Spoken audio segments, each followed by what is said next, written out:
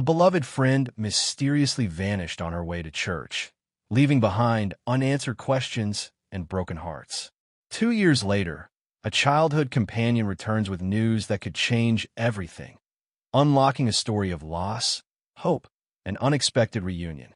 Stay with me until the very end to discover what really happened and how forgiveness can heal even the deepest wounds. Before we begin, please let me know where you're watching from by dropping a comment below. I'd love to hear from you.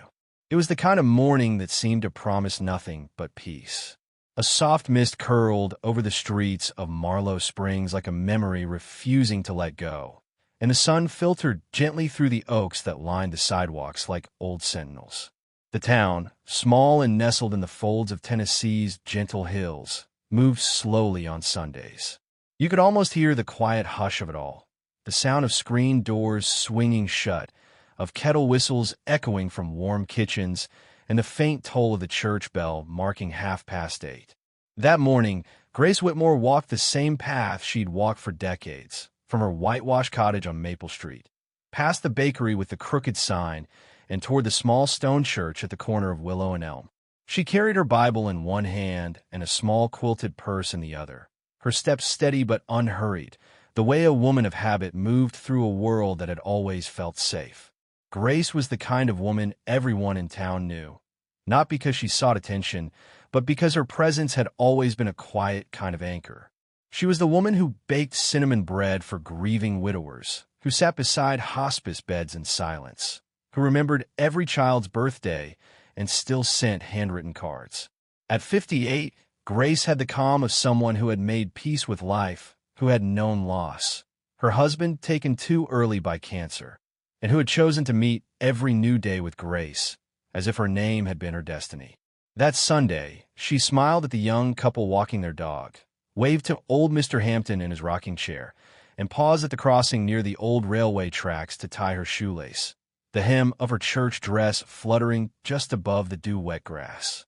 She was seen there at 8:39 a.m., and then, somehow, she was never seen again. When the church service ended at 10:15 and Grace hadn't arrived, a few parishioners whispered that maybe she was feeling under the weather. When Charles Whitmore, her older brother, stopped by her cottage around noon and found the door locked, the curtains drawn exactly as she always left them when she left for church, he assumed she'd gone out after the service for coffee with a friend. But when 4 p.m. came and there was still no sign of her, no phone call, no response to knocks, no answer at the cafe, something inside Charles shifted from curiosity to unease. He let himself in with the spare key she always left hidden behind the third brick on the porch step. Everything was in its place. The teacup from a morning still sat on the kitchen table, a film of now-cold chamomile at the bottom. Her shoes were lined up neatly by the door. The bathroom smelled faintly of lavender soap. But the Bible, always resting on the nightstand, was missing. So was her purse. A detail at first, but something about it didn't sit right. By nightfall, Charles had called the sheriff. By Monday morning, the town was covered in missing person posters, and search parties had fanned out from every direction, combing fields, scouring creek beds, and calling her name into the trees. Volunteers walked shoulder to shoulder through thickets and briar patches. Drones scanned the hills. Helicopters circled, but there were no signs of struggle, no footprints past the crossing, no tire tracks, no fabric snagged on branches. Just one thing. Grace's purse, found at the edge of the railway path, upright, unzipped, untouched, her wallet still inside, along with a bottle of aspirin, a note with grocery items, and her church envelope marked with her neat handwriting. Donation, second Sunday. That was it. The last trace. The days stretched into weeks. The church held vigils and prayer meetings. Strangers from neighboring towns came to help, drawn by the mystery and by the lingering warmth of the woman whose name now hung heavy in the air like a song unfinished. But no one knew where to look anymore. There were no suspects, no leads, no theories that didn't fall apart under scrutiny. Grace Whitmore had vanished as if the earth had opened for her and closed again without a scar. Charles, once a stoic man of quiet certainties, found himself standing by her mailbox in the evenings, looking down the road, as if expecting to see her shape cresting the hill, returning home with that calm half-smile and the smell of cinnamon on her coat. He kept her house as she left it, watered the plants, collected the mail, even changed the bedsheets once a week. But nothing changed the emptiness. After 6 months, the search dwindled. After a year, the town began to move on, quietly.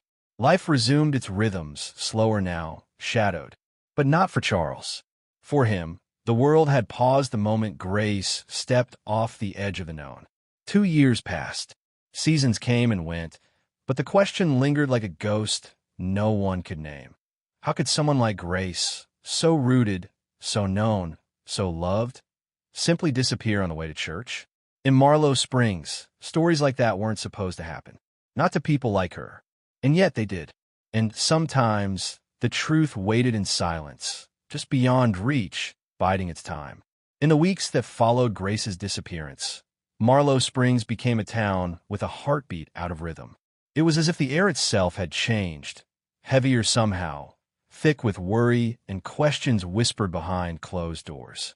What began as collective shock slowly turned into something quieter and more unsettling. The sheriff's department set up a command post in the church basement. Maps and red markers spread across folding tables. Cups of stale coffee lined up like silent witnesses. Deputies canvassed the area for miles, checking camera footage from traffic intersections, knocking on every door between Maple Street and the Southern Hills, but nothing materialized. No one had seen her step off the road. No passing vehicle reported sighting. It was as if Grace had dissolved into the air she so often walked through with calm certainty. Charles remained tireless in those early days. A man in his early 60s with a quiet strength that age had not worn down, he refused to let the momentum fade. He printed new flyers every week, refreshed the missing posters taped to light poles and storefront windows, even as the corners curled from sun and rain. Every Thursday, like clockwork, he visited the sheriff's office, always wearing the same blue jacket Grace had once mended for him, and asked the same question, "Anything new?" The answer was always the same, a slow shake of the head, a sigh, and a growing sorrow that the trail had long since gone cold. But Charles didn't give up. Not then. Not even close. People tried to help at first. The women from Grace's prayer group left casseroles on Charles's porch and stayed to hold his hand as they talked in hushed voices about God's plan and the comfort of faith. But as months passed with no news, even their visits grew less frequent. The posters remained, but the urgency dimmed. Life moved on, as life tends to do, even when grief still lingers in the corners of every room. Some people began to speculate. A few said maybe Grace had run off, left town for reasons unknown, seeking something she'd kept hidden deep within. Others suggested foul play, though there was no evidence to support it. A more curious rumor, one born in the back pews and whispered during Wednesday evening suppers, spoke of the old railway line being cursed, that it had taken others before, though no one could name who exactly. It was just enough uncertainty to make people avoid walking alone there after dusk. The most painful silence came from those who had known Grace best. Her friends, who'd shared Sunday tea and garden beside her, suddenly found themselves uncertain of what they really knew. Had she ever spoken of fears? Had she hinted at anything unusual in the days leading up to her vanishing? In truth, there was nothing. No complaints, no confessions, just the memory of her steady hands, her quiet smile, her loyalty to a community that now couldn't find her. Her house remained untouched, not out of neglect, but reverence. Charles visited weekly, as was his ritual, tending to the garden she had cherished so dearly. He made sure the rose bushes didn't wither and that the white porch swing didn't collect dust. He even kept her hummingbird feeder filled, though the birds had long since stopped visiting. He couldn't bear to sell the house or box up her things. He told himself she might return. And if she did, he wanted everything just as she left it. Tea towels folded just so, her slippers by the hearth, her favorite mug with the faded rose pattern waiting in the cupboard. Then one late autumn afternoon, something peculiar happened. Charles, tired from raking leaves, decided to sit for a while on the porch swing. As he looked across the yard, his eyes fell upon the bookshelf just inside the living room window. Something was missing. He rose, went inside, and stood before the shelf, slowly scanning. The family Bible, bound in worn black leather, passed down from their mother, was gone. He knew it had been there. Grace never took it out of the house unless it was Sunday morning. He checked again. Not on the side table, not on the nightstand, not on the pewter chest in the hallway. Nowhere. And then the question hit him. Had it disappeared the day she did, or sometime after? He couldn't be sure, but something about that missing Bible sent a chill down his spine. Not fear exactly, but a sense that he'd missed a whisper of something important. By the end of the second year, Grace's name was still spoken in town, but softer now, with the sadness of something unfinished. Her disappearance had become more mystery than tragedy, woven into local lore like the echoes of some old Appalachian ghost story. Some of the newer families didn't even know her by name, just the story. That woman who disappeared on her way to church. But Charles never let her become a story. To him, she was still his little sister, who used to chase fireflies in their backyard and read psalms aloud on the porch while their mother knitted nearby. He refused to believe she had vanished without reason. Something had happened, something that made no sense yet. And though he could not explain it, he felt in his bones that the story wasn't over. Not yet. It was a Thursday morning in late October, the kind of day when the wind carried the scent of wood smoke and the maple leaves dropped like embers onto the quiet streets. Charles Whitmore had just finished placing a new bundle of flyers on the community board outside of Ferguson's Hardware. His weekly ritual, even now, long after most people had given up hope, when he heard the crunch of tires on gravel behind him. He turned, expecting perhaps the delivery truck or one of the local teenagers running errands for their folks, but instead, he saw a car he didn't recognize. A dusty blue sedan pulled into the church lot across the street and idled for a moment before the engine went quiet. The door opened slowly, and a young man stepped out. Charles squinted. There was something familiar in the way the man moved, deliberate but cautious, as though he carried a weight that wasn't fully visible.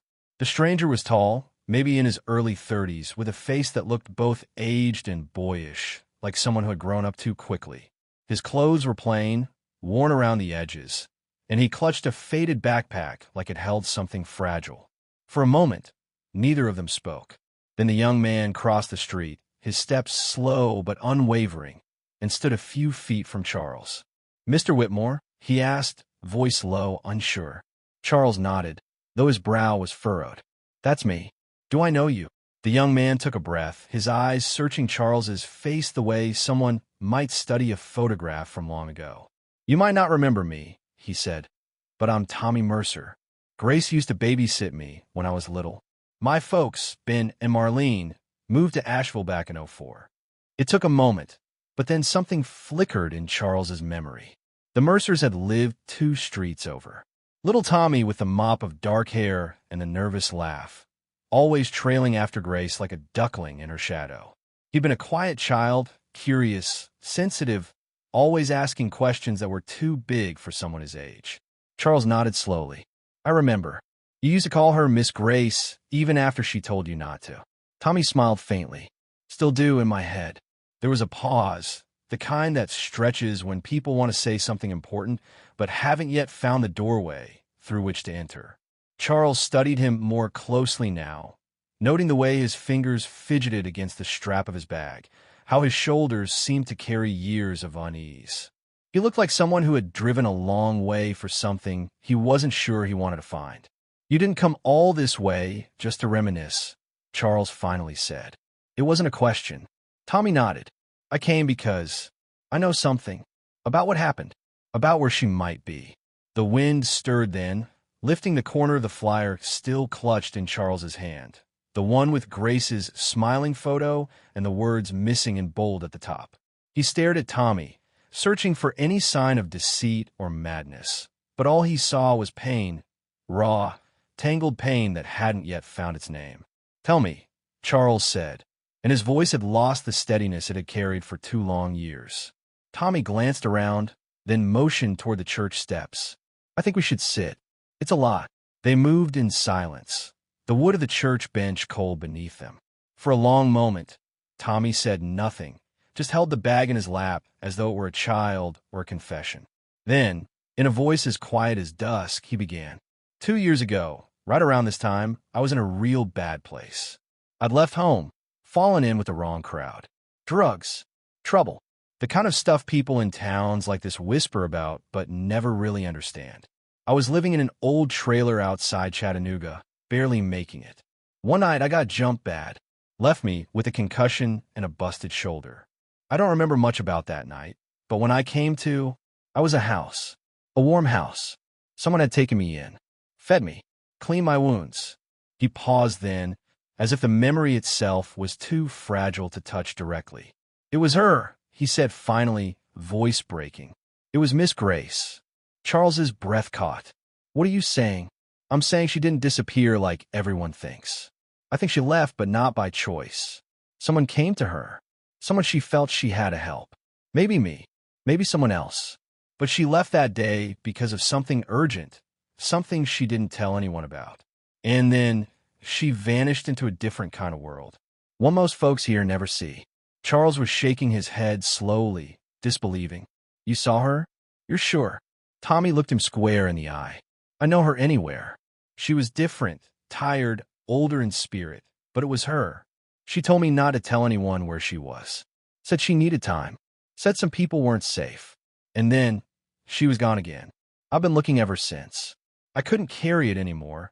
Not knowing if you knew, not knowing if you were still waiting. Charles felt the ground tilt beneath him, the world rearranging itself in impossible ways. He gripped the edge of the bench to keep from swaying. For the first time in 2 years, something inside him cracked. Not from grief, but from the unbearable weight of hope. That night, sleep did not come for Charles Whitmore. He sat alone in the kitchen of Grace's house, surrounded by the echoes of her life. Mugs with tiny chips along the rims, embroidered curtains yellowed slightly by time, the scent of lavender still faint in the linen drawer. Tommy had gone to stay in the spare room down the hall, though Charles doubted either of them would rest. The young man's words had cracked something open, something Charles hadn't allowed himself to feel in a long time. The tremble of possibility. The ache of not knowing had been with him so long. It had begun to feel like part of his own body, like the limp he'd gotten after falling from the roof in '91. Present, familiar, manageable. But now, possibility surged through him like electricity, refusing to let him sit still. By morning, he was up with the sun, the sky outside still purple-gray. Tommy met him in the living room, bleary-eyed but resolute.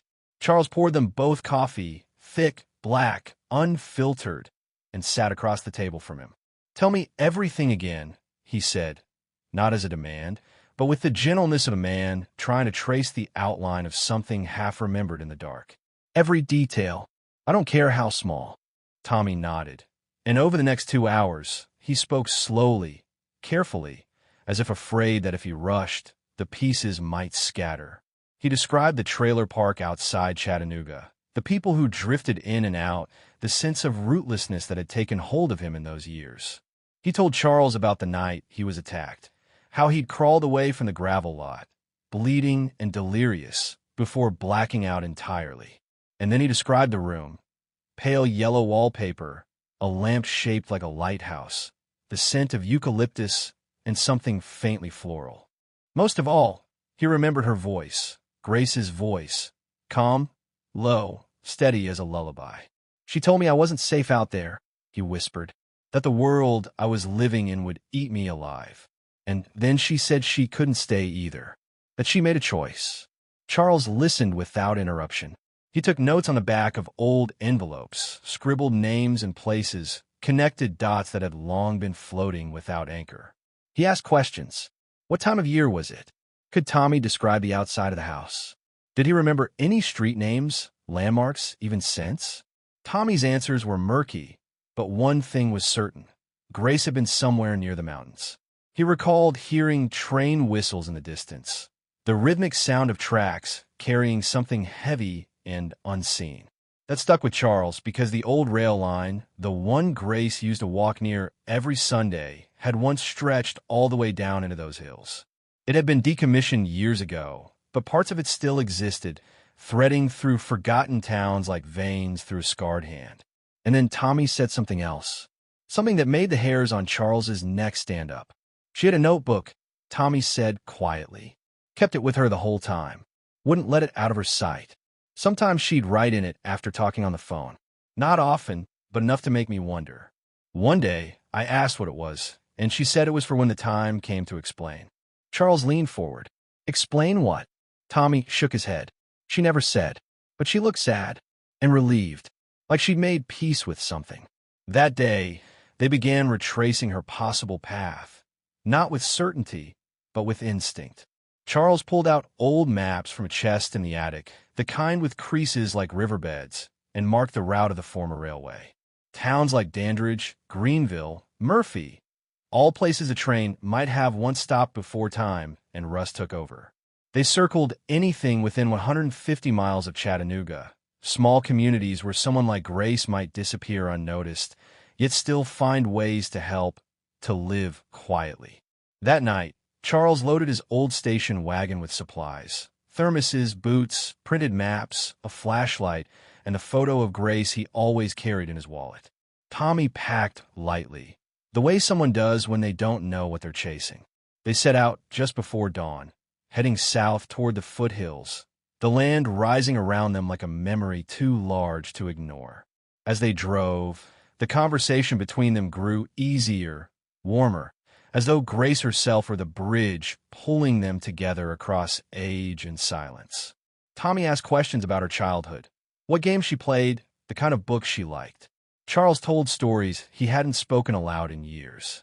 He described her stubborn kindness, the way she used to rescue stray animals and argue with her mother about keeping them. He talked about the summer she joined the literacy program and taught elderly folks how to read, how she cried when Mr. Dunleavy finally wrote his first letter to his wife after 20 years of silence. Tommy listened like a student, absorbing each word like scripture. And in that car, between the curves of winding mountain roads, Grace became more than a missing person.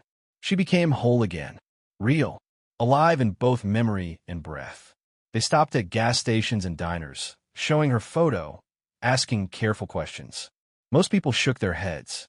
A few recognized her face from the old missing posters that had made their way into online forums, but no one had seen her. Still, Charles felt something shifting. It wasn't evidence or logic. It was something older, deeper, the same feeling he used to get before a summer storm rolled over the hills, that pause in the air when the birds went quiet and the sky held its breath. Late one evening, as they stopped in a town called Wayfield, tucked deep in a quiet valley, a woman at a small antique store looked at the photo and paused. She didn't speak right away.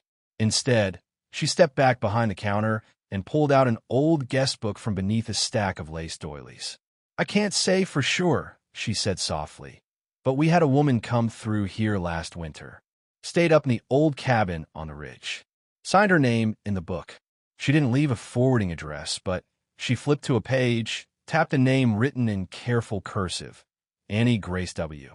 Charles stared at the page, his breath caught in his throat. It wasn't much, but it was something. A sign. A footprint, a trail that hadn't gone cold just yet. The cabin on the ridge wasn't marked on any of Charles's maps. It wasn't listed on town brochures or included in vacation rentals, and none of the locals could recall the last time someone had stayed there for more than a few nights. But the woman at the antique store had spoken with quiet certainty, as if the image of the woman who called herself Annie Grace W. had left a lingering presence in the room long after she'd gone. She came in with a smile, the woman had said, gently running her fingers over the guestbook page. Didn't talk much, but you could tell she'd seen things. Her eyes, they were kind but tired, like someone who'd been walking a long time alone. Charles had gripped the counter, heart thudding with restrained hope. Tommy stood beside him, silent but alert, like a man watching the wind shift direction. After a few more questions, the shopkeeper gave them rough directions. Nothing precise, just a string of landmarks and turns that wound through the dense folds of the hills. They left town immediately, the sun low and golden behind them, casting the road in long shadows that whispered of memory and forgotten truths. The gravel road narrowed as they climbed, winding through pine and birch that seemed to lean inward, cloaking the path in a tunnel green. Bird song faded the higher they went, replaced by the rustle of dry leaves and the rhythmic crunch of tires on loose stone. The air cooled, sharp with altitude and autumn.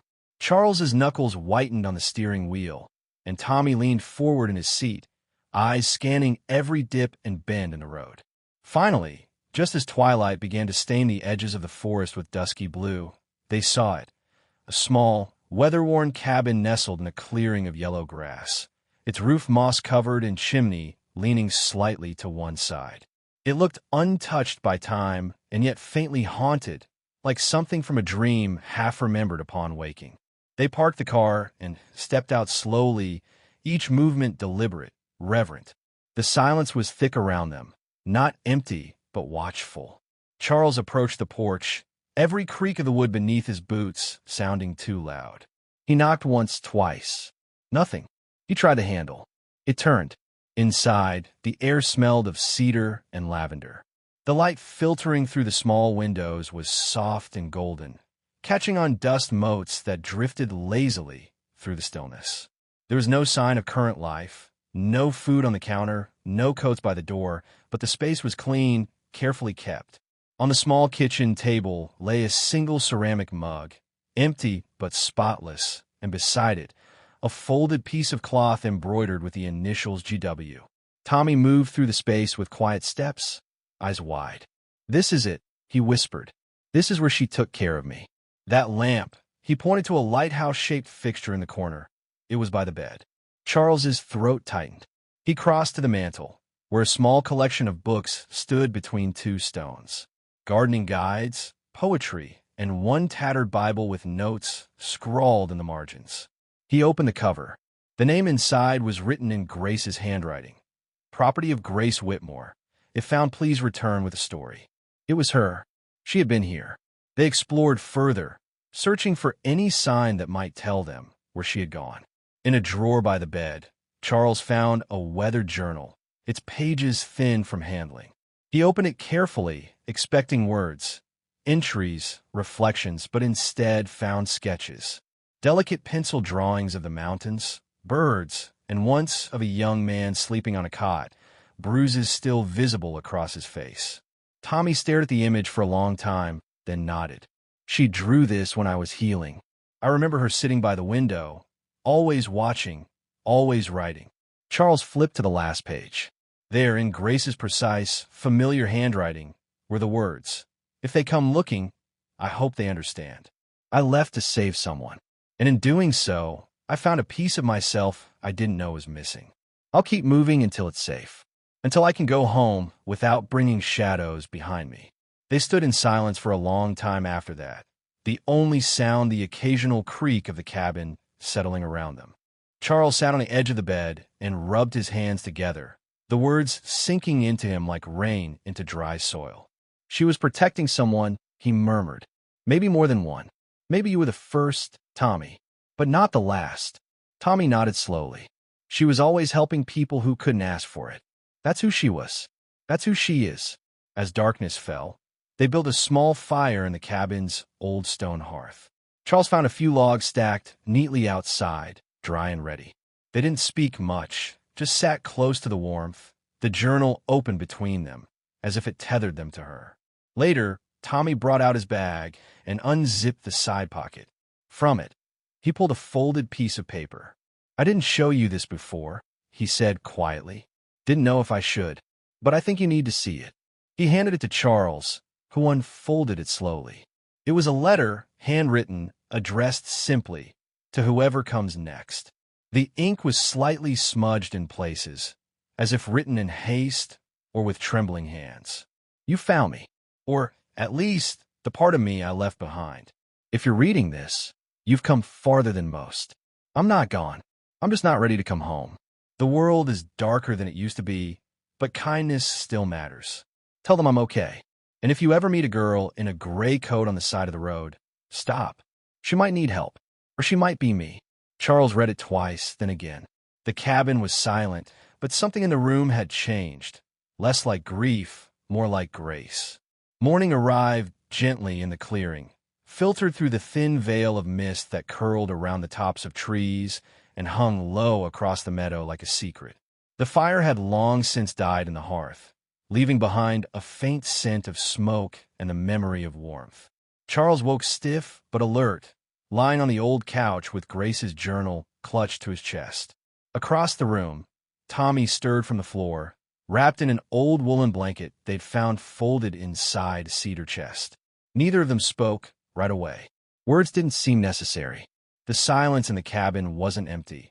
It was sacred, a space where Grace had lived, healed, and perhaps even started again. Charles unfolded the letter once more and read it aloud, his voice gravelly with mourning and memory. Tommy listened with the quiet attentiveness of someone being read a passage from Scripture. When the final line came, "She might need help," or "She might be me," Tommy closed his eyes and said nothing for a long while. Eventually, he sat up and reached into his jacket. "There was one more thing," he said. "It didn't mean much to me before, but maybe it does now." From a small zipper pocket, he pulled out a matchbook. The cover was worn and faded, but the gold lettering was still visible beneath the smudges of time. Halcyon Cafe, East 1957, Haven, NC. Inside were 4 matches and a tiny handwritten note. "Tuesdays, if you're early. Don't stay past dark." Charles stared at the name. Haven, North Carolina. He had never been, but he'd heard of it. A small mountain town tucked into the crook of a valley that was easy to miss on a map, but hard to forget once visited. "Did she give this to you?" he asked. Tommy shrugged. "Not directly. It was in the pocket of a coat she let me wear when I left. I never looked at it closely until after." Charles turned the matchbook over in his hands. The phrase "Tuesdays, if you're early" rang with a particular precision, like a code meant for someone who would know exactly what it meant. And Grace had always been deliberate. She didn't leave things to chance, not when it came to the people she loved. He tucked the matchbook carefully into his wallet beside her photograph. "Then that's where we go next." By noon, they were back on the road, heading east through winding mountain passes and deep forest hollows, the land rising and falling like a breath being held and slowly released. They spoke little, each man turning over his thoughts in silence. For Charles, it was the letter, every word of it vibrating with meaning, layered with her voice and the echo of decisions she had once made in solitude. For Tommy, it was the matchbook, the last quiet gift from a woman who had saved him when he thought he was beyond saving. In the rhythm of the road, the memory of her grew stronger, like a song carried by wind. Haven emerged out of the mist like something drawn in pencil, sharply detailed, yet somehow soft around the edges. The town was quiet, almost too quiet, with rows of brick buildings lined with shuttered shops and front porches adorned with flower boxes. It had the feel of a place untouched by time, where secrets could root themselves deeply and remain undisturbed. Charles parked the car near a public square where a dry fountain stood sentinel under the gaze of an old clock tower. Across the street sat the Halcyon Cafe. It was small, with blue-painted trim and a brass bell over the door that jingled softly when they stepped inside. A few locals sat scattered at tables, nursing mugs of coffee and murmuring over newspapers. The air smelled of cinnamon and something faintly citrus, and the walls were covered in framed photographs of people and places from long ago. Behind the counter, a woman in her 60s wiped her hands on a dish towel and looked up. "Can I help you, gentlemen?" she asked, her accent warm, old Southern. Charles stepped forward and placed the matchbook gently on the counter. "We're looking for someone," he said. "We think she may have passed through here. She may have used the name Annie Grace, or just Grace Whitmore." The woman's eyes flicked to the matchbook, and for a split second, her expression faltered. Then she recovered, smiling faintly. "A lot of people pass through Haven," she said. "Some come to get lost. Some come to be found. Depends on what you're needing." Tommy leaned in. "She said Tuesdays, if we were early, not to stay past dark." That made her pause. She looked at them differently now, as though weighing something. Then she turned and poured 2 coffees, setting them down without a word. After a long moment, she spoke. She'd had come through, a little over a year ago. Sat in that corner booth every Tuesday for nearly 2 months. Never ordered more than tea and a scone. spoke to almost no one. But every week, someone new came in. People who didn't look like tourists. Folks who were nervous. Lost. She talked to them. Listened. And then they left with something different in their eyes. Charles's heart pounded. Did she leave anything here? Say where she was going. The woman hesitated, then bent beneath the counter and pulled out a small box. She opened it and removed a sealed envelope. On the front, in Grace's handwriting, was the single word, Charlie. His breath caught. He reached for it with trembling hands, breaking the seal as though opening a door he'd been afraid to touch. Inside was a short note. You were always the one who saw through me. I've helped who I can, and now I'm heading somewhere quieter. Don't try to follow. Not yet. But if you make it this far, just know I'm safe. I've found a place where the past can rest. You'll know when it's time.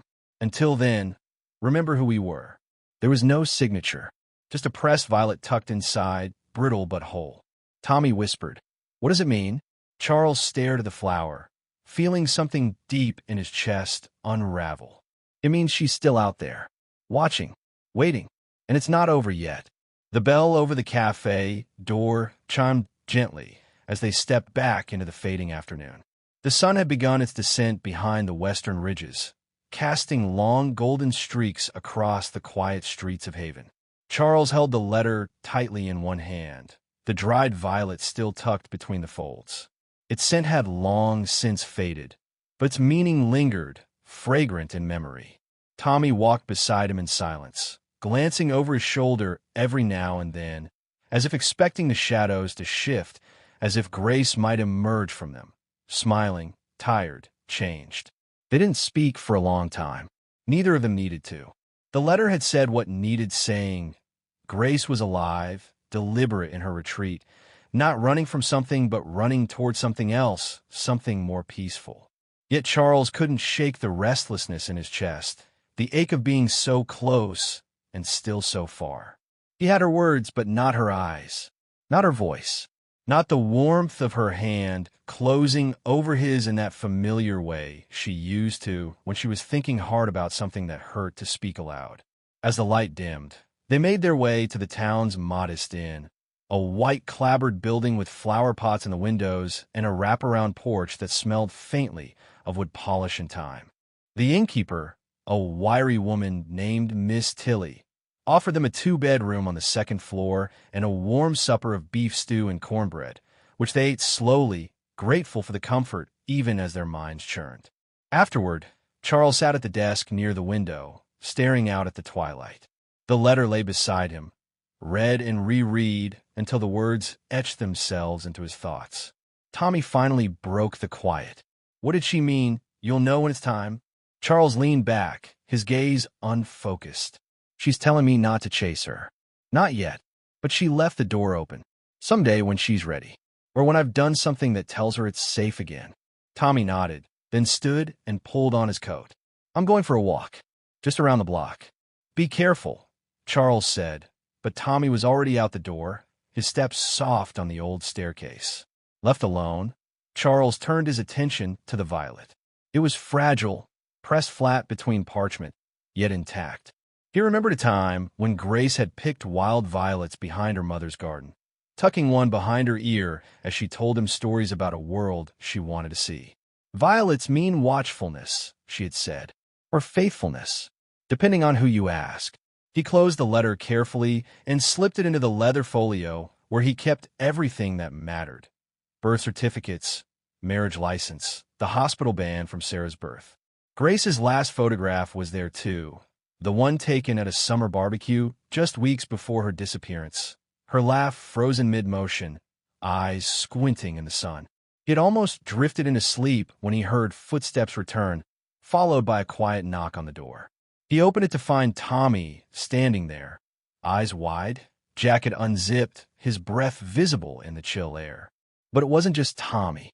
Behind him stood a woman, hunched in a gray coat, her hair silvered and tied in a long braid that reached the middle of her back. Her face was lined, not by age, but by worry and time, and in her hand she held something wrapped in oilskin. This is her, Tommy said softly. Or she knew her. She says she has something to show us.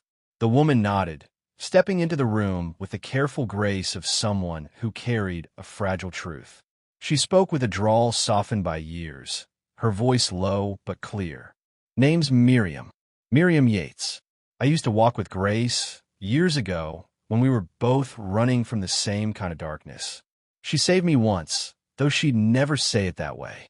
Said we save each other. I ain't seen her in almost a year, but she left something with me, in case someone came looking and they looked like they loved her." She unwrapped the oilskin slowly, revealing a small wooden box, aged and smooth. Inside was a photograph, black and white, worn at the edges. It showed Grace, unmistakably her, sitting on the edge of a bench in what looked like a bus station. She was smiling at someone out of frame, one hand raised mid-wave. Behind her, the sign read, "Shepherd's Gate, Transit and Refuge." Charles felt his chest tighten. He knew that name. It was a closed shelter up north, one that had been quietly reopened 2 years ago under a new name and different mission. An off-the-books program for housing people who didn't want to be found. She stayed there for a while, Miriam said. Helped run the place. Taught kids how to read. Fixed up the garden. But something about her was always halfway packed. Like she knew she couldn't rest too long without drawing fire. Charles touched the photo, fingers trembling. "Is she still there?" Miriam shook her head. "No, left maybe 6 months ago." Said she was heading farther north. Somewhere colder. Said the snow helped her think. But she told me to wait, just in case someone came. And if they did, to tell them this. I left to save someone. But I stayed gone to save myself. Silence filled the room like mist. Charles closed his eyes. "Do you know where she might have gone next?" Miriam hesitated, then handed him a folded napkin. Scribbled in Grace's handwriting was a name, Canaan Hollow. And beneath it, one phrase, "The silence there is honest." Tommy read it aloud, his voice hushed. "Is that a town?" Charles nodded slowly. "Not on most maps, but it exists. I've heard of it, barely. A place you go when you don't want to be asked why you came." Miriam smiled faintly. "Then that's where she is, or where she wants to be found, but only when the time is right." Charles placed the photograph back in the box, heart pounding with the rhythm of purpose. The search wasn't over, but now it was no longer about rescuing her. It was about understanding her and waiting for the silence to speak. The next morning broke with a cold hush, the kind that settled in your bones and made the world seem quieter than it really was. Charles stood at the edge of the inn's porch, sipping black coffee from a ceramic mug, his eyes tracing the horizon. The hills around Haven shimmered with frost, touched by winter's early breath. Behind him, Tommy packed their things with a steady rhythm of someone who knew each step forward carried weight. They would leave soon, northward toward a town that barely existed on any map, Canaan Hollow. The name felt almost mythic to Charles, like something whispered in train stations and scribbled in journals never meant to be read. It wasn't a place people visited. It was a place people disappeared into, willingly or otherwise. Grace had chosen it. That much was clear. And if she was there, it wasn't by accident. It was by intention, and perhaps for protection. Charles didn't know if he would find her, not for sure. But he knew now he had to understand why she had gone so far, and what she had become in the silence she had chosen for herself.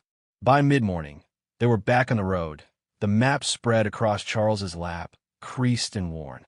The route to Canaan Hollow was more suggestion than certainty. They'd follow Highway 73 north until it turned to gravel, then watch for a split marked only by an old sign with peeling white letters, Whittler's Run. Beyond that, nothing was promised. They passed through a series of small towns, each one quieter than the last. Closed shops, empty porches, mailboxes leaning with age. The kind of towns that time had forgotten, but where memory still lingered in rusted signs and tire tracks faded into gravel. Around noon, Tommy pulled into a lonely gas station, the kind with a single pump and a faded awning that looked ready to collapse with the next hard wind. Inside, the place smelled of old oil and damp flannel. An elderly man sat behind the counter, hunched over a radio playing soft bluegrass. His beard was white and full, his eyes a startling shade of clear gray. He looked up as they entered, giving them a once-over with a practiced eye that missed nothing. "Need gas?" he asked without moving. Tommy nodded, and directions. The old man chuckled. Ain't that what most folks need? Charles stepped forward. We're looking for Canaan Hollow. The music from the radio seemed to dip, as if listening. The old man leaned back slowly. Now, there's a name I haven't heard out loud in a while, he said. What for? We're looking for someone, Charles replied evenly. She may have gone there. A woman named Grace Whitmore. Maybe she used a different name. Maybe not. The man's gaze sharpened at the mention of her name. Tall, light brown hair, kind eyes but sad. Real sad. Yes, Charles said, heart quickening. She was through here, the man said quietly. Not long ago. Maybe 5, 6 months. Bought gas, a can of soup, and a pack of tea bags. Paid cash. Didn't say much, but she asked about the hollow. And you told her? Tommy asked, voice cautious. I did, the man said, rubbing his beard.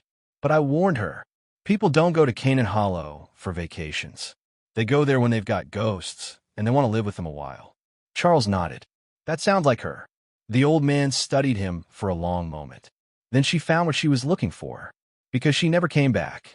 He turned, reached beneath the counter, and pulled out a worn road atlas.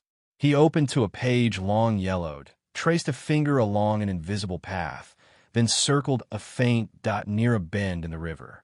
Take Whittler's Run till it stops. Not where it curves, where it stops. You'll think the road ends, but it don't. You'll see an old chapel, roofs collapsed. Past that's a bridge. Cross it, and you're in Canaan. Tommy frowned. No signs, no need, the man said. Folks that belong there, they find it. And the ones that don't, they turn around before they ever cross that bridge. Outside, the wind had picked up. Clouds gathered on the edge of the sky, heavy with the promise of snow. Charles felt the weight of the place before they even reached it. The drive beyond Whittler's Run grew narrow and wild, the forest creeping close on both sides like it wanted to reclaim the road. The trees were tall and silent, their branches bare, their roots gnarled and exposed like veins under old skin. Finally, they reached the chapel. It stood crooked, its steeple half fallen, the stained glass shattered into the soil. It's something about it felt watched, preserved like memory had made it sacred. Beyond, the bridge came into view, a rusted iron thing stretching across a cold, slow-moving river. Charles stepped out of the car, his breath visible in the air, and walked to the bridge's edge. The water beneath flowed dark and quiet, carrying with it the reflection of gray clouds and pine trees. He looked across and saw what could only be Canaan Hollow, a scattering of cabins nestled into the hillside, smoke curling from a few chimneys, a stillness to it all that was neither eerie nor empty, but solemn, like a place that carried stories too heavy to tell. He turned back to Tommy. She crossed this. I can feel it. Tommy joined him, silent for a beat. Then let's follow. They crossed the bridge, the tires creaking on the old wood planks. As they entered the hollow, a wind stirred behind them, soft but insistent, as if the land itself had sighed in acknowledgement. Whatever came next, Charles knew this place would demand reverence, patience, and listening, not just with ears but with the heart. As they entered Canaan Hollow, the hush of the place wrapped around them like a quilt of forgotten time. There was no signage, no welcome arch or posted population count, just the gentle rustle of pine needles under wind and the occasional creak of cabin shutters adjusting to the breeze. The gravel road curved gently, as if guiding them through a memory. Small wooden houses lay scattered along the foothills, some with smoke curling lazily from chimneys, others looking abandoned, though something in their stillness suggested otherwise. It was a town of whispers, of people who had carved out a quiet life beneath the noise of the world, and Charles felt it before he saw it, that this was not a place one simply entered. It was a place that let you in if you belonged, or if you were meant to find something more than answers. Tommy drove slowly, eyes moving across porches and windows. Now and then, he nodded toward a face, a woman sweeping her porch, a child watching from behind a window pane, an old man carving wood in a rocker. No one waved, but no one turned away either. They simply acknowledged their presence, as if the arrival of two strangers was rare but not unexpected. They pulled up beside a clearing where a larger cabin stood, weathered, with moss tracing green along the shingles and a swing hanging from a thick cedar out front. Charles stepped out first. The air smelled of wood smoke and pine resin. He didn't speak. He just walked, drawn by something quieter than instinct. Tommy followed behind, without question. As they approached the porch, the door opened. A woman stood there, her hair long and shot through with silver, tied loosely at the nape of her neck. She wore a wool shawl and held a tin mug in her hand. Her eyes, dark as riverstone, studied Charles without fear. He recognized something in her gaze, peace but not the easy kind, the kind that had been hard-won, forged through storms. She didn't smile. She simply said, "You came." He nodded, his voice thick. "I had to." She stepped aside, motioning them in. The inside of the cabin was warm, smelling faintly of sage and firewood. The hearth crackled. Books lined the shelves, titles about healing, silence, grief. A small kitchen sat to the left, neat and full of practical things. Photographs, drawings, and pieces of pressed wildflowers had been pinned to a corkboard on the far wall. But it was the photo above the mantel that drew Charles first. It was Grace, clearly older, hair tied in the same loose braid, holding the hand of a small girl with auburn curls. They were both smiling, the kind of smile that comes when no one is looking. The woman noticed his eyes drift. "That's her," she said. "Grace. Is she here?" Charles asked. "No, but she was." The woman walked to a small writing desk, opened a drawer, and took out a sealed envelope. "She left this for you. Said you'd know if you should read it." Charles took the envelope, fingers trembling. His name was written on the front, not just Charles, but in the full script Grace had always used when she was writing from the heart. Charles Benjamin Whitmore. He didn't open it yet. Not here. Not with others watching. He looked at the woman. "You knew her?" "I did. We were neighbors. Friends. We shared stories, tea." Silence. Mostly silence. "She wasn't running from you. She needed to find herself away from all the noise. She was broken, Charles, but not by you. By the weight of everything she carried alone. And she came here to lay it down." He sat slowly on a worn chair by the fire. "She had a daughter?" The woman nodded. "Her name's Elsie. She's with a friend now.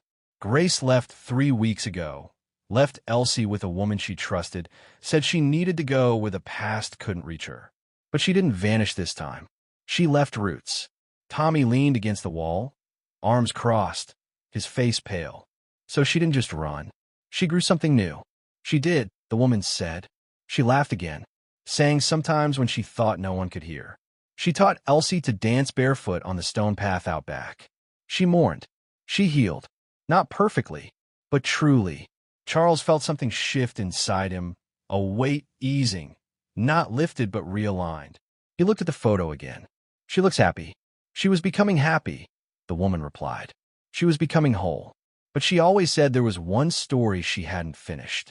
And until she faced it, she couldn't stay." Tommy looked at Charles. "That's you." Charles nodded. "That's us." He stood, holding the letter tightly. "Do you know where she went?" "She didn't say, but she said you'd understand when you read the letter." Outside, the wind had picked up, brushing through the trees with a soft whoosh, as if the forest itself had exhaled. Charles stepped out onto the porch, unfolded the envelope, and began to read. The words flowed like a memory, like Grace's voice had never left him. "If you're reading this, then the time was right. I always believed you'd find me, not to save me, but to remember me. I didn't disappear to hurt you. I disappeared to find what was left of me after everything fell apart. You were always the light in the room, Charles. But sometimes light cast shadows. I needed to step away to know what parts of me were mine and which were shaped by everyone else's expectations. I never stopped loving you. I just had to learn how to love myself first. Elsie is my beginning again. But if you're here, maybe we can begin something too.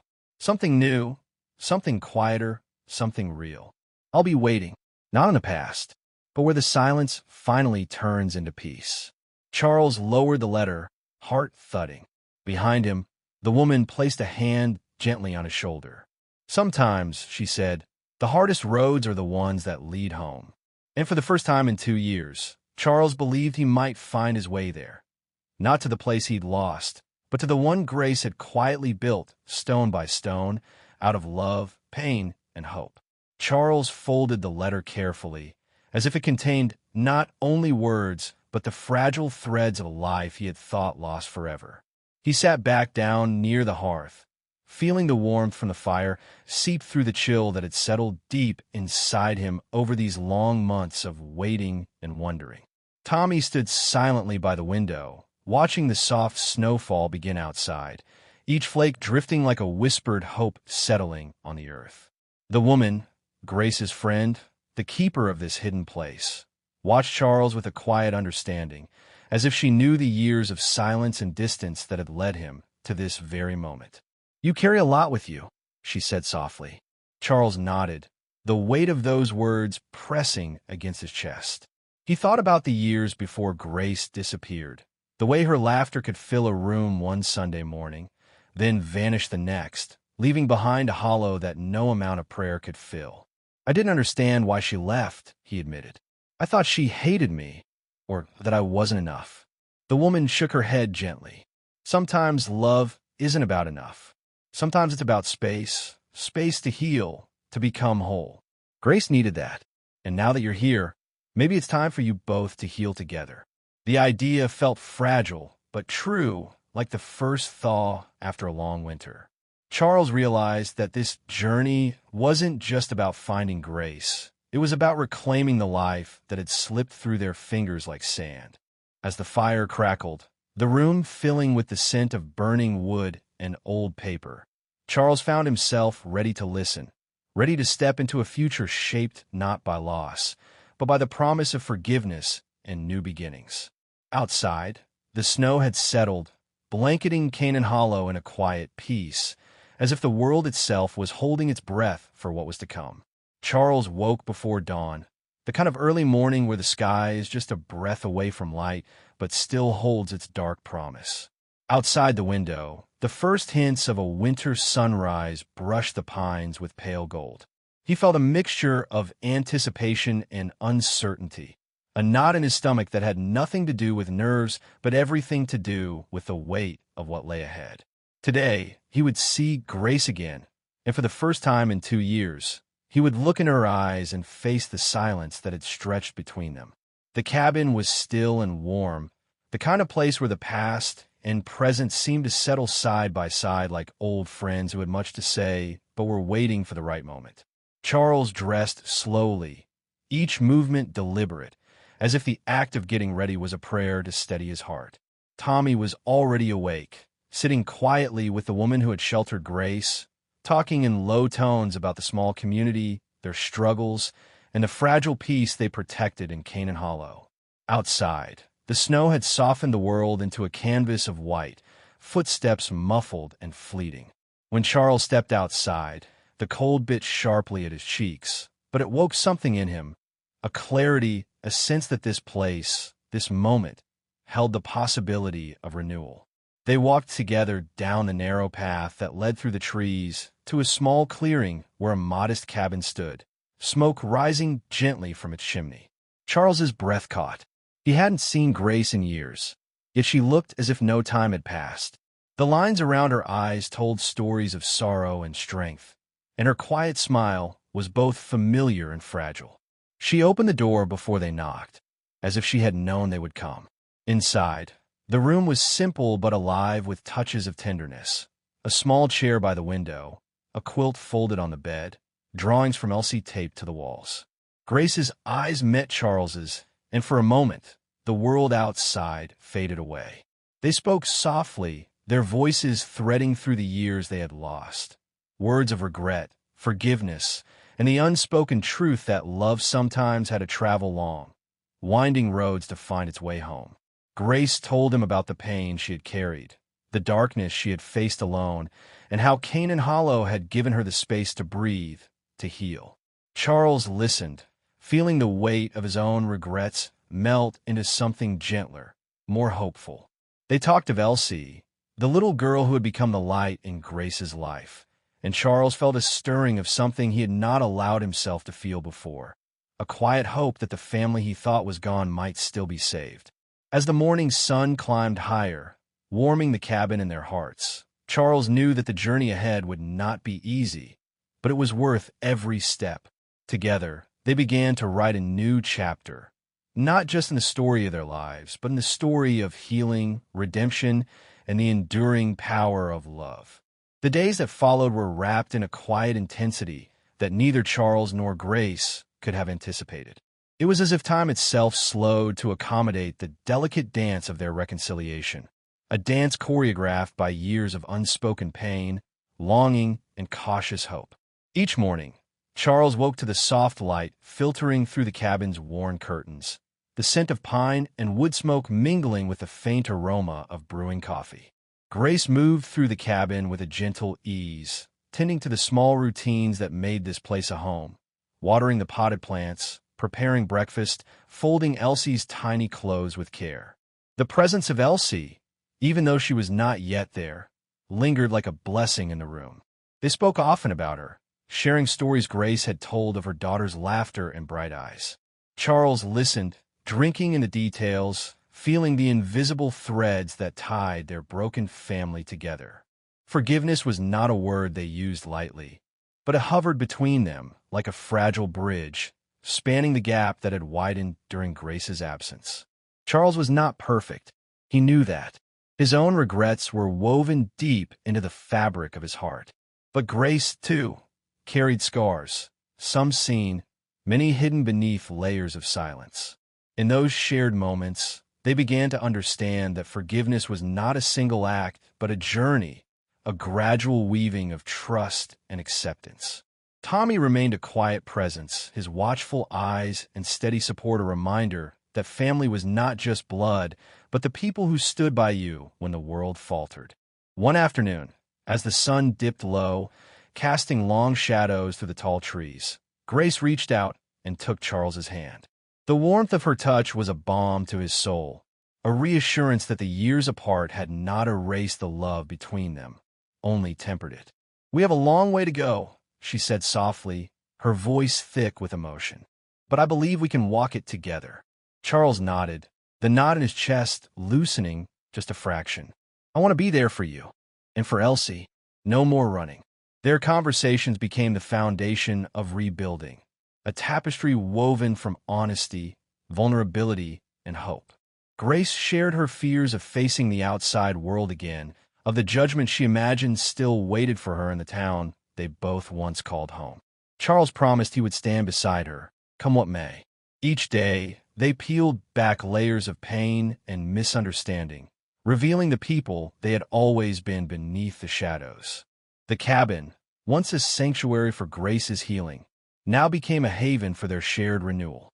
Outside, the winter began to thaw, streams of sunlight filtering through branches heavy with melting snow. It was as if the earth itself reflected the slow, steady thaw in their hearts. The promise of spring was not just a season, but a symbol, a reminder that even after the harshest winters, life could bloom anew.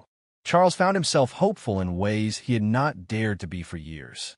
The letter Grace had left was more than a message. It was an invitation, a chance to build something lasting from the fragile pieces left behind. And in this quiet cabin, surrounded by ancient trees and the soft murmur of the forest, that chance was beginning to take shape. Together, they faced the past with open eyes and open hearts, ready to embrace whatever future awaited. Because sometimes the deepest wounds could be healed by the simplest act of staying, of choosing to love again, despite the scars. The morning light in Canaan Hollow had a gentle quality, soft and unhurried, as if the world knew that what was about to unfold needed time to breathe. Charles stood outside the cabin, feeling the crunch of frost under his boots and the crisp air filling his lungs. Today, they would return to the town he and Grace had once called home, a place that held memories both tender and painful. Grace was quiet beside him, her eyes distant but steady, the lines of worry and hope etched deeply on her face. This journey back was not just a physical one. It was the crossing of a threshold neither had dared to face for years. The winding road through the pine forest gave way to familiar streets, their edges softened by time and memory. Houses stood with paint peeling or freshly touched up, windows framed with lace curtains or bare glass catching the afternoon sun. The church steeple rose in the distance, a silent sentinel over the town square. As they approached, the whispers of old neighbors began to stir.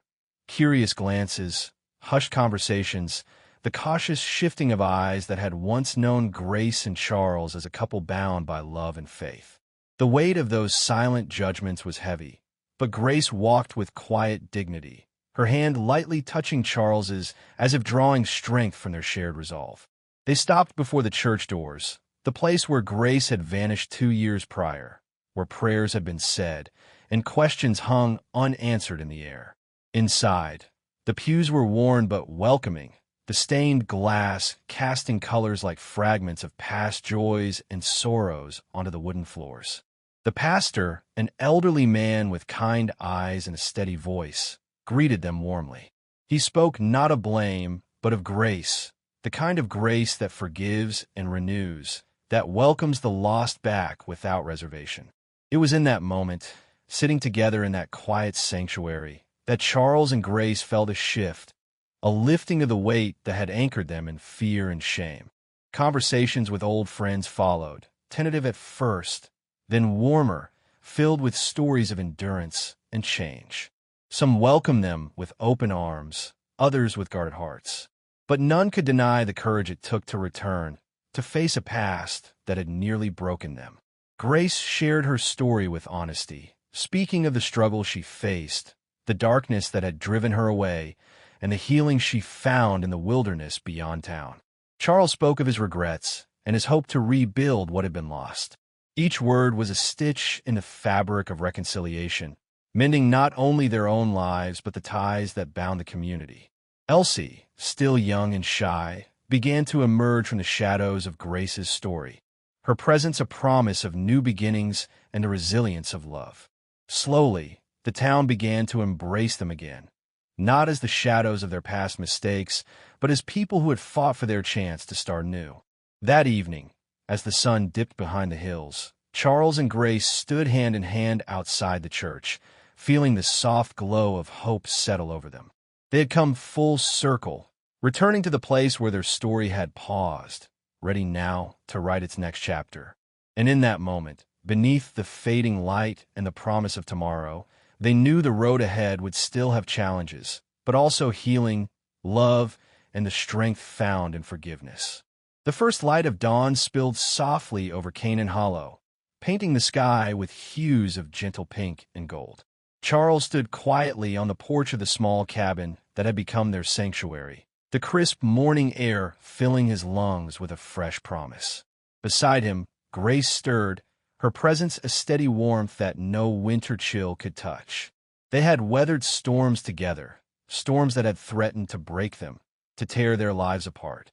But now, standing at the threshold of a new day, the past felt less like a chain and more like the roots that had grounded them, making them stronger. The journey home had been long and painful, but it was also a journey of healing, of rediscovery, and of love reborn.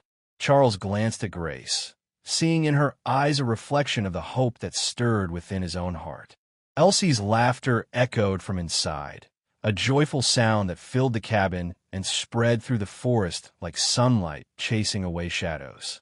The little girl had become the living proof that life could start anew, that even after the darkest nights, dawn would come.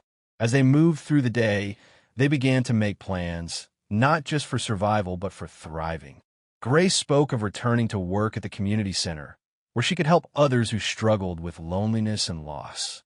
Charles thought about volunteering at the church, finding purpose in service and connection. They dreamed aloud of a future where the wounds of the past were not forgotten, but transformed into wisdom and strength. Their neighbors, once distant and cautious, had begun to weave them back into the fabric of the town. Small gestures, a wave here, an invitation there, reminded them that forgiveness was not just a private act, but a communal one. Together, they would rebuild not only their family, but the community that had shaped them. That evening, as twilight softened the edges of the world, Charles and Grace sat by the fire, hands entwined, voices low and full of gratitude. They spoke of lessons learned, the power of patience, the necessity of grace, and the unyielding strength of hope. In the quiet moments between words, they found a peace that had eluded them for too long. The story of Grace's disappearance and return had become more than a tale of loss. It was now a testament to resilience, to the healing that comes from facing the truth and choosing love over fear. Charles felt a deep, abiding sense of purpose, knowing that whatever challenges lay ahead, they would meet them together. Outside, the stars began to twinkle in the clear night sky, each one a beacon of possibility. The road behind them was marked with pain and uncertainty, but the road ahead was open, bright with promise and the gentle assurance that some disappearances lead not to endings, but to new beginnings. And so, with hearts mended and spirits lifted, Charles, Grace, and little Elsie stepped forward into the dawn of a life reclaimed, ready to write their future with hope, love, and the unbreakable bonds of family. Thank you so much for joining me on this heartfelt journey. Stories like these remind us of the strength found in love, forgiveness, and hope, even when life takes unexpected turns. If this story touched you, please consider subscribing to the channel for more inspiring tales that speak to the heart. Don't forget to like the video and share your thoughts or your own stories in the comments below. I'd love to hear from you and build a warm, supportive community together. Your voice matters, and your story might be the light someone else needs today. Thanks again for watching, and I look forward to sharing many more moments with you.